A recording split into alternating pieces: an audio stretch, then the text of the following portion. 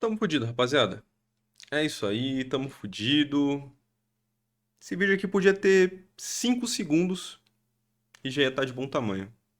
Não tem mais o que falar. A gente tava reclamando de empate, né? Ficamos no empate contra o Grêmio, ficamos no empate contra o Bragantino, quando a gente sabia que podia mais.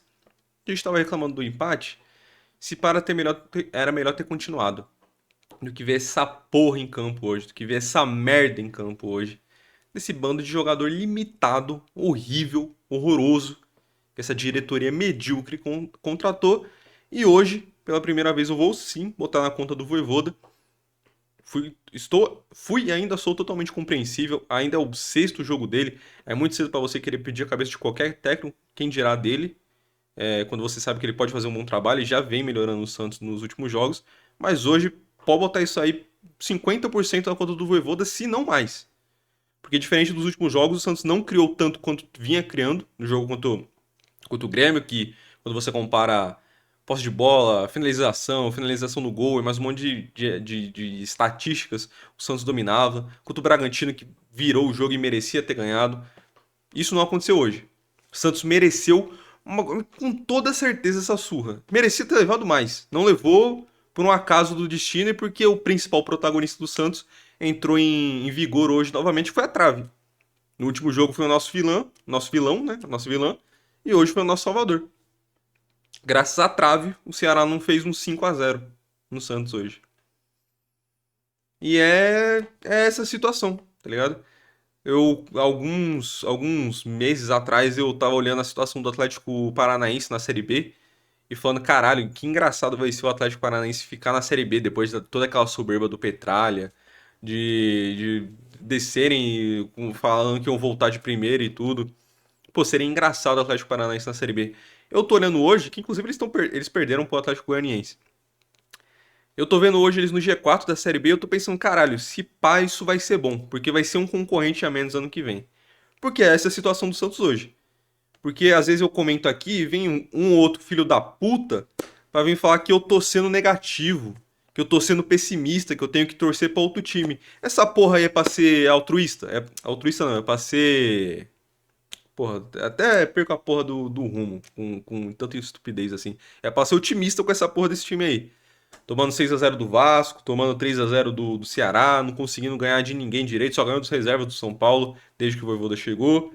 É com esse time aí que eu tenho que ser otimista. É esse time aí que eu tenho que achar que vai brigar por qualquer coisa, se não contra o rebaixamento. Tinha gente, eu comentei aqui algumas vezes, se o Santos fosse muito sortudo e tudo culminasse assim perfeitamente, o Santos poderia brigar por uma pré-Libertadores. Sendo que essa não era nem a meta e nem o esperado. Eu chutava que talvez uma vaga de Sul-Americana, antes do Brasileirão começar. Na verdade, no início do ano, antes de Paulistão, de qualquer coisa, a minha projeção era que o Santos ia ficar no meio de tabela ali, um 12º lugar. Até fiz vídeo aqui no canal na época. E o Santos está provando que não. A meta desse ano é conquistar uma vaga na Copa Sul-Sudeste. Aquela que a CBF anunciou pro ano que vem, que só vai basicamente os dois últimos ali entre o Z4 e a Sul-Americana. Os dois ali que ficam na nata de não classificar pra porra nenhuma.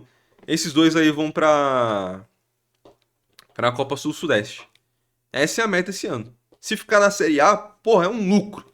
É um lucro assim, abismal, abissal. É pra comemorar, é pra soltar rojão. Porque esse time aí, se ficar na Série A, vai ser um milagre. Se ficar na Série A, vai ser um milagre. Time que não basta ser ruim, ter jogadores ruins, ter uma diretoria ruim, tudo ruim. Ainda tem uma torcida imbecil que você consegue achar. Independente do comentário que você faça, vai ter defensor e baba-ovo de jogador. Com o time nessa situação, em 16º na tabela, tem defensor. Porque se você critica o Escobar, não pode. Porque ele é raçudo. Não pode falar que ele é um cone com a bola no pé, que ele não sabe cruzar uma bola pra área, que ele não sabe dar um chute. Não pode, não pode. Porque o Escobar, ele é o argentino raçudo. Ele tava lá na Série B, você não pode criticar. Não pode criticar o Guilherme, que eu já falei aqui várias vezes que pra mim no mundo ideal seria um reserva desse time. Mas que pela situação do Santos eu ainda entendo quando às vezes ele é escalado como titular. Não pode criticar o Guilherme, porque ele tava na Série B, ele foi o herói da Série B.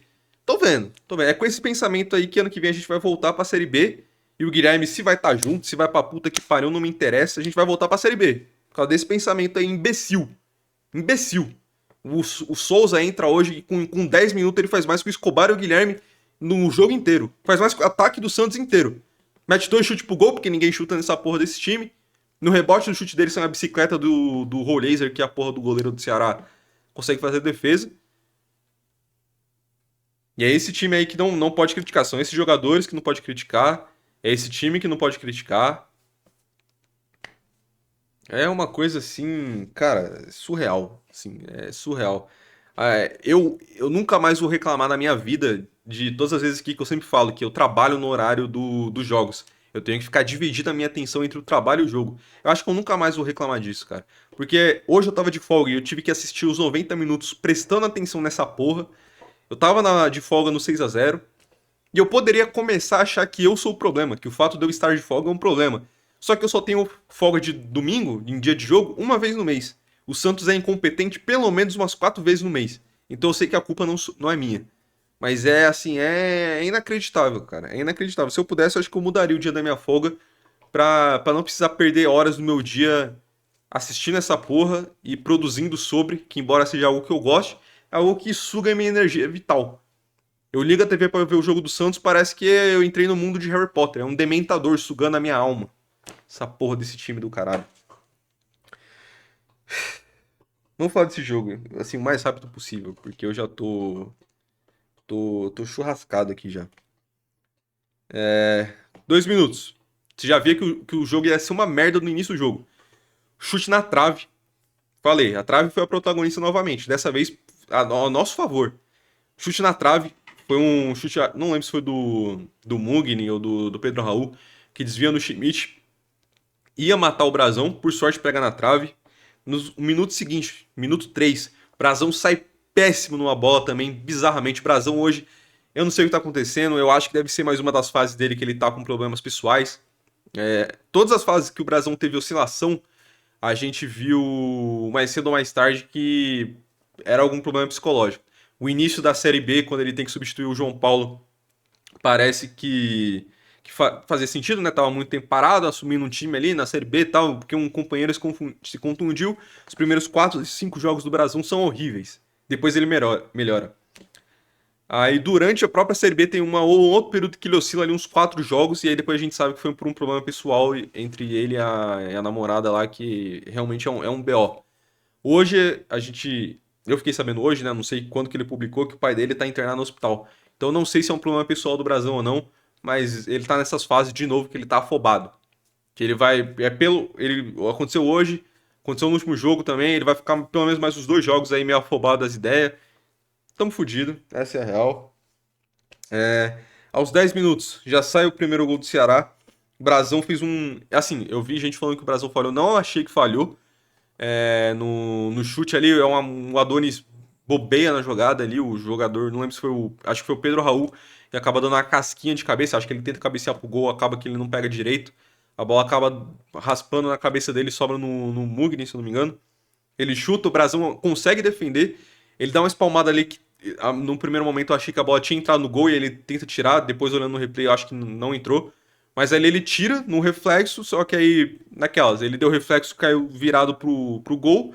Na hora que ele vira assim pra procurar a bola, o Lucas Mugni já tava sozinho, porque ninguém foi atrás, ninguém ficou esperando que fosse ter um rebote ali no lance do Brasão. E aí ele faz o gol sozinho também, vacilo da defesa, principalmente dos zagueiros. Novamente, olha só. Num primeiro momento eu achei que tava impedido, mas depois deu pra ver que o pé do Alex Sanches tava. Alex Sanches? Nem lembro o nome dele, mas foda-se, o Alex. Alex Duarte. Tô confundindo com o Alex Sanches, que teve o jogo do Sevilla e o Barcelona hoje. Quem dera fosse o Alex Sanches. O Alex Duarte tava dando condição com o pé ali, bizarramente. Aos 18 tem uma bola da trave do Rollaser, numa cobrança de falta. Acho que foi a única. Não, não foi a única? Não lembro. Acho que foi o único. Tem um outro lance que o Santos acerta a trave também, mas enfim. Chute na trave do Rollaser. Aos 33 tem uma outra bola na trave do Ceará. Era pra ter sido um 5-0 pelo menos hoje. Que inclusive foi originado de uma afastada errada do Alex Duarte de novo. Ele afasta a bola errado. Ele tenta dar uma cabeçada pro meio da rua, não consegue, a bola pega meio de raspão, sobra no pé de alguém lá, que eu também não lembro quem que era. E aí o cara chuta e por sorte vai na trave. Aos 38 o Roleza tomou um cartão por reclamação, mais uma burrice. Eu acho que agora ele fica pendurado, não sei, acho que ele não tava, ele fica pendurado pro próximo jogo, né? Já tá com 2 amarelos. E, enfim. Você já não tem o Neymar. O único cara que pode fazer esse papel de meia de criação teoricamente bem, porque não tá fazendo bem, mas que teoricamente podia fazer esse papel, ficar tomando amarelo por reclamação, igual o Neymar. Eu acho que deve ser orientação do técnico. É a única explicação que eu consigo achar. E aí o Santos vai pro intervalo não tendo jogado porra nenhuma, dando sorte de ter sido só 1-0 no primeiro tempo. Eu tinha deixado duas anotações aqui. A primeira era que o Bom Tempo e o Souza precisavam entrar, pelo menos os dois, porque o Escobar não tava fazendo porra nenhuma, o Rincon também tava uma nulidade em campo. E, assim, é incrível que o Vojvoda escala o Schmidt e o Rincon, que são dois volantes pesados, dois volantes que só servem para destruir jogadas, não servem para construir porra nenhuma. São dois jogadores lentos. E mesmo assim, com dois jogadores defensivos no meio campo, ele ainda deixa o Escobar. Ele não deixa mais ninguém ali para ajudar numa criação. E, assim, eu não entendi em nenhum momento do porquê caralhas os zagueiros estavam subindo tanto pro ataque. Eu não entendi. Eu não entendi. Diversos momentos, tanto o Alexis Duarte quanto o Adonis Freitas subindo pro ataque. O Adonis eu lembro de ter subido uma vez ali, que eu lembro de cabeça, mas o Alexis eu contei pelo menos umas duas, três, e ele ainda continuou subindo em alguns momentos do segundo tempo. E eu não sei o porquê. Eu não consigo encontrar uma boa razão para isso. Os caras não são bons de cabeça, principalmente o Alexis Duarte. O Adonis Freitas ainda é bom de passe, mas ainda assim você tem o Rolhazer ali pra dar passe, tem o Lautaro ou alguém. Você vai botar a porra do zagueiro ali pra quem tem que cobrir ele? O Rincon, que não consegue correr. Schmidt, que também não aguenta correr. Não entendi. Assim, eu não sei se foi instinto do jogador, se foi algo orientado pelo Vojvoda. E eu não sei qual que é a pior situação. Porque se foi uma orientação do Vojvoda pra fazer isso, por quê? Porque uma razão plausível, por favor, é tudo que eu peço. E se não foi, por que caralho o zagueiro resolveu tomar essa atitude sozinho? É incrível. E outro que eu também me questionei é: será que o Arão vai entrar? Porque o Arão aí já tá relacionado, já aparentemente deu todo o rolê lá de que seria rescindido ou não, porque tava fazendo corpo mole com a questão da recuperação da lesão e tal. Recuperou, tá sendo relacionado, não entra. Né? É incrível. Eu vou falar mais disso pro fim do jogo, depois das substituições. Eu vou tomar a porra de uma água, porque eu já tô exausto aqui já.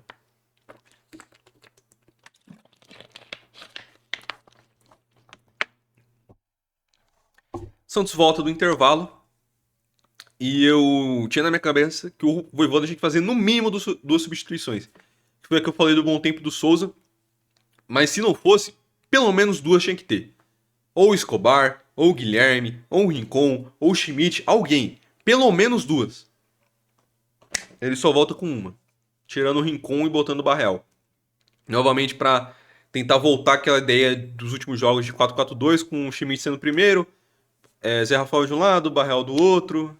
Enfim, não deu muito certo, né? Percebemos que não deu muito certo. Tinha notado também aqui também, da mesma forma que eu não faço ideia do porquê caralhos os zagueiros estavam indo tanto pro ataque, por que caralhos o Escobar tá aí caindo tanto pelo meio. Principalmente na construção de jogadas. Isso pra, mano, isso pra mim me deu uma raiva, um ódio que sobe aqui, que é inexplicável. Você tem o Escobar que, teoricamente, ele é bom defensivamente, sem a bola, e com a bola no pé, você pode pôr uma criança ali que faz melhor. Quando eu falo criança, eu falo realmente uma criança. Se você pegar alguém do sub-15, sabe jogar melhor com a bola no pé do que o Escobar. Você tem esse cara que só sabe jogar sem a bola e não sabe construir nada. E você bota ele pra jogar por dentro, avançar por dentro vários momentos pra ajudar na criação de jogadas. Ao invés de priorizar essa situação com o Igor Vinícius, que tem um corredor do outro lado livre pra ajudar a criar, que o Rolhazer poderia cair por ali pra ajudar, depois que o Barreal entra também poderia ajudar nessa tabela, que o Igor Vinícius é o contrário. Só presta com a bola no pé às vezes, teoricamente, e defensivamente é uma mãe. Mas você prioriza o Escobar. que não sabe criar nada. Ao invés de, por exemplo, botar o Souza no intervalo que não botou. Que o Souza, além de defender bem, também cria muito mais com a bola no pé. Mas não, isso continuou com o Escobar. Por quê? Porque são muitos porquês hoje, são muitos porquês, assim. É o jogo das incógnitas. Aos 12 do segundo tempo, o Lautaro perde a chance cara a cara, depois de um belo passe do Igor Vinícius, inclusive. Passe a profundidade que ele acha. Se eu não me engano, ele inicia a jogada desarmando alguém ou pegando uma bola ali que ia sair pela linha de lateral. Ele faz o passe de profundidade pro Lautaro. Lautaro chega, mas não chega, né? Teoricamente estava em condição ali pra chutar e acaba furando. Bizarro, bizarro. Que também já, assim, já vi defensores de Escobar e de Guilherme, já estou vendo defensores de Lautaro, que eu falei aqui que fez ótimos jogos, os últimos jogos dele, o Lautaro foi muito bem, muito além da minha expectativa, inclusive, mas que aparentemente você já não pode criticar o Lautaro. O cara que chegou a 5 jogos, você não pode mais criticar. A torcida do Santos é algo fascinante, sim, sendo bem sincero. Você pode criticar o JP Sherman, que é um moleque, que errou muito sim no Paulista, mas que é um moleque. Você pode criticar o Souza, porque tem gente que realmente acha o Escobar melhor que o Souza. Você pode criticar o Robinho Júnior, que eu já vi uma caralhada de gente criticando o Robinho Júnior quando ele entrou mal. Mas você não pode criticar Escobar, Guilherme e Lautaro Dias.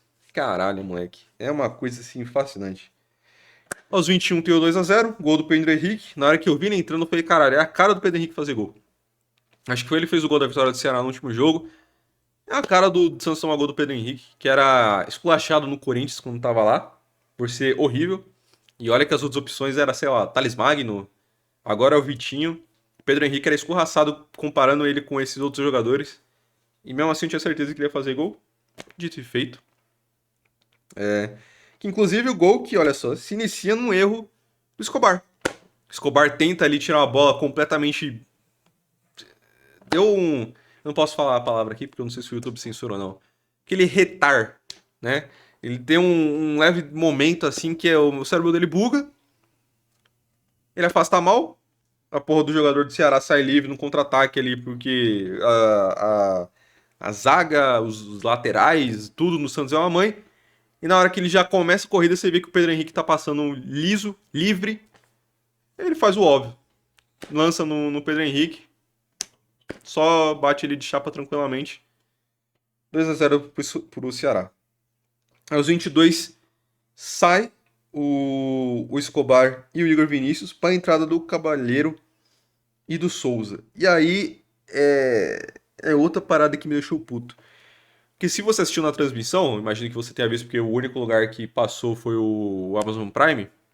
É dito na transmissão, pela própria repórter de campo, que iam entrar o Cavaleiro e o Robinho Júnior.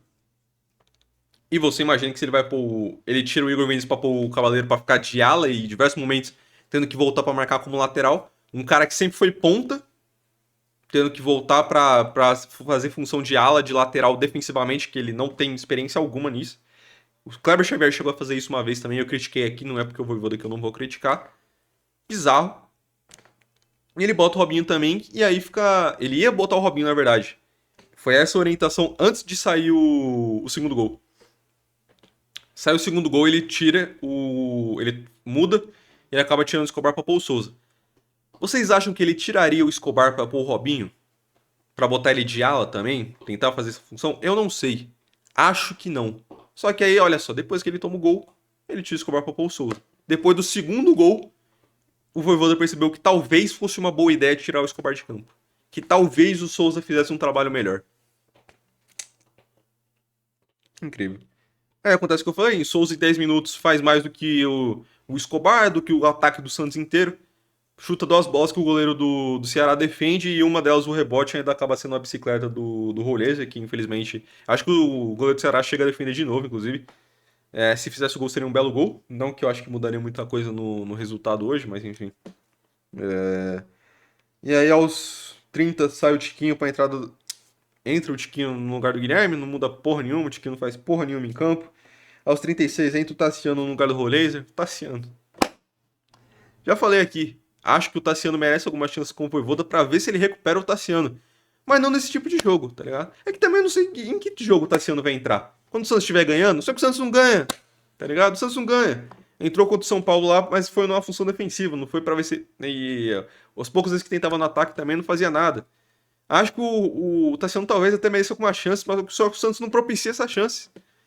Não tem como ele entrar quando o jogo tá tranquilo pra entrar sem pressão, pra ver se é uma questão psicológica dele, ver se ele volta a aprender a dominar uma bola.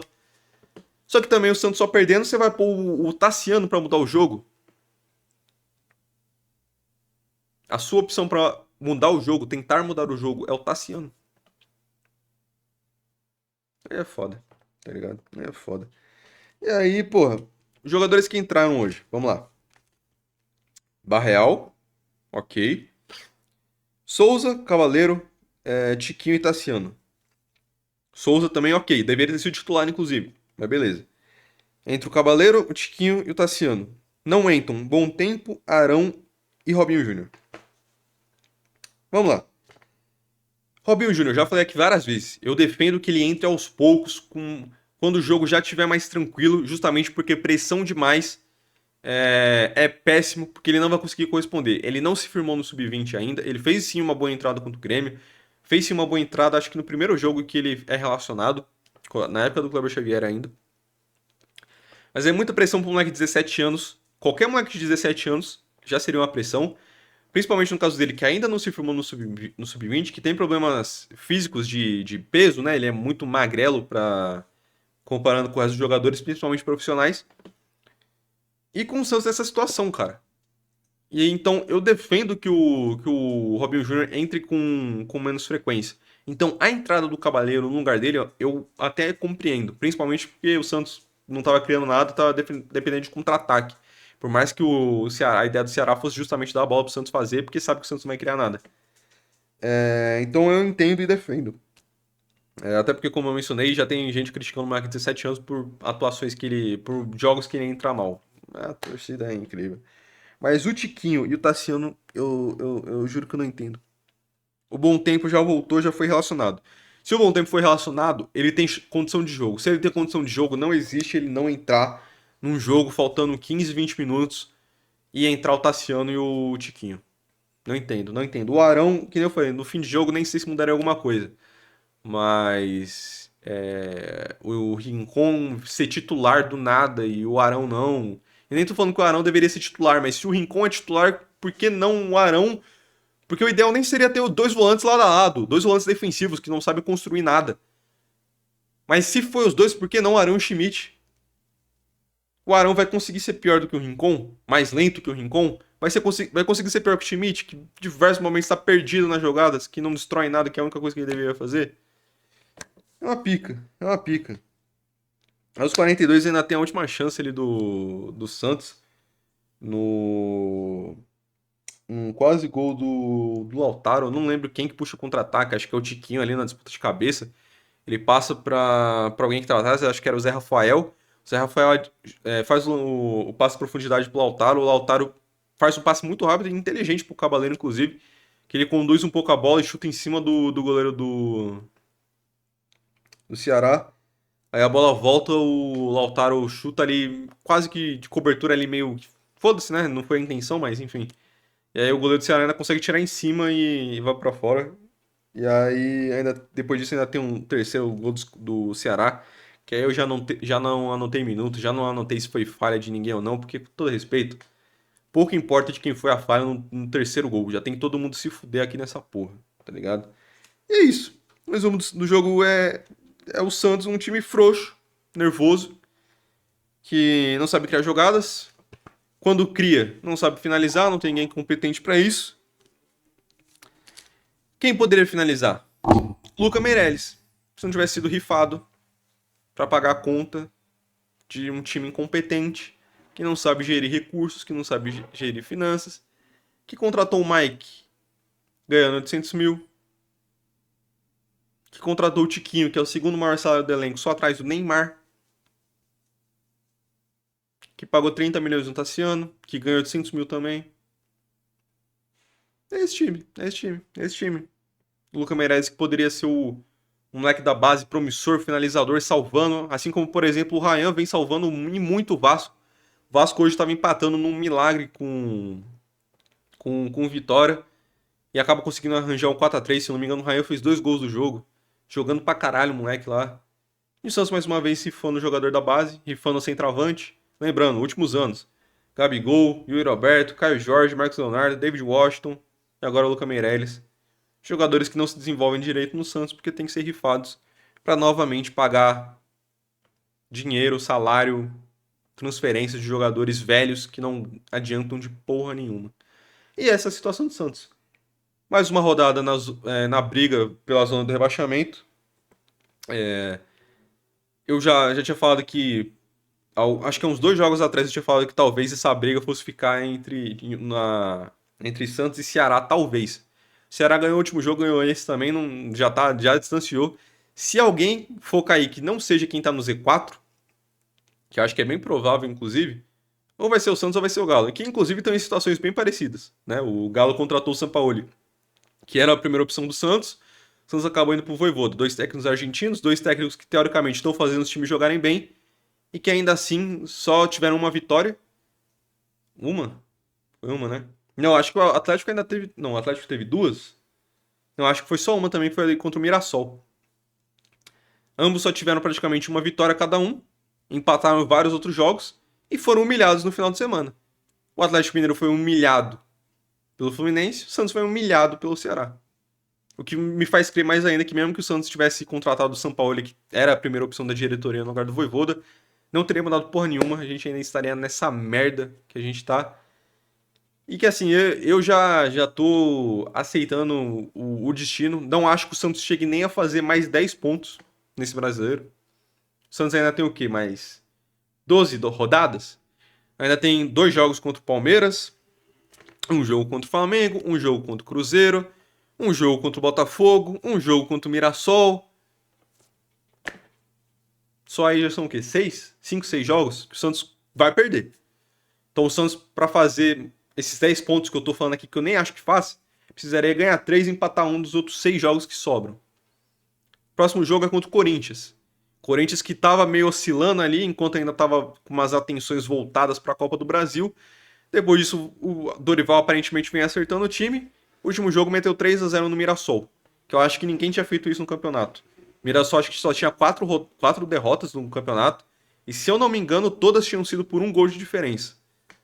Foi um 2x1 do Flamengo, 2x1 do Cruzeiro, 1x0 do Galo. E mais um jogo que eu não vou lembrar.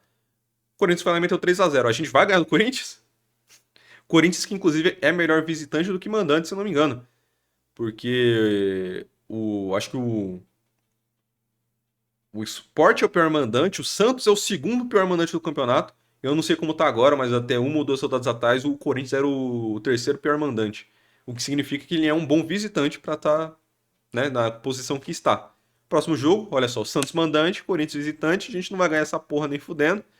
A não ser que o Voivoda faça um milagre nos dias que tiver de folga da data FIFA. Acho difícil. Então já pode excluir pontos ali do jogo contra o Corinthians. Os próximos jogos, meu amigo, contra o Vitória. Contra o Vitória é capaz de ser o jogo que o Vitória ganha e o Santos entra no Z4. A gente tá assim. E eu também tinha falado.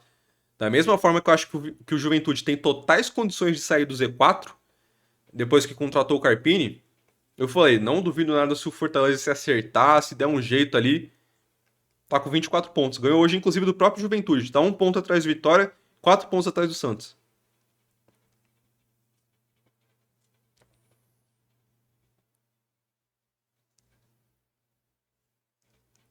Chega, chega. Pra mim, chega.